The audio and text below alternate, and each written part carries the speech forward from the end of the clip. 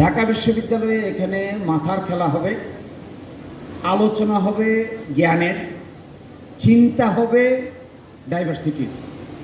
ঢাকা বিশ্ববিদ্যালয়ে কে কি পোশাক পরল, কে কোথায় বাড়ি, কার বাবা কি করে, কার মা কি করে,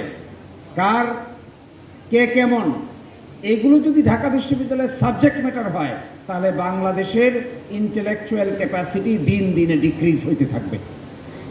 ঢাকা বিশ্ববিদ্যালয়ে একমাত্র দেখার বিষয় কে কার চাইতে বেশি ব্রিলিয়েন্ট, কে কার চাইতে বেশি মডেস্ট, এইটাই একমাত্র দেখার বিষয়।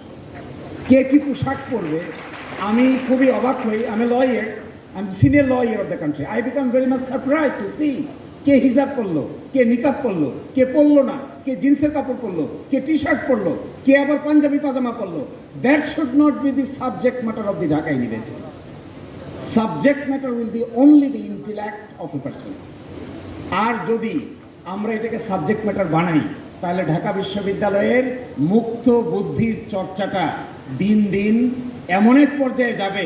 আমি দেখেছি কোনো শিক্ষক আছেন, কোনো ছাত্ররা আছেন, অন্যের পোশাক নিয়ে জেলাস থাকে। আমি কাছ থেকে দেখেছি, দুইটা মামলাও করেছি। কেন একজনে হিজাব পরে, আমি শিক্ষক, আরেকজনে হিজাব পরে, তাতে আমার প্রবলেম কি? আরেকজনে নিকাব পরে, হোয়ার ইজ মাই প্রবলেম? আরেকজনে পরে না, তাতেই বা আমার প্রবলেম কি? আরেকজনের টি শার্ট, আমার কি প্রবলেম? আমি তো ওইটা বুঝতে পারি না। তাদের এই প্রবলেম, যারা নিজে ইনফেরিয়রিটি কমপ্লেক্সে ভোগে, নিজেকে সান্ত্বনা দিতে পারে না, তাই অন্যের পোশাকের দোষ দেয়।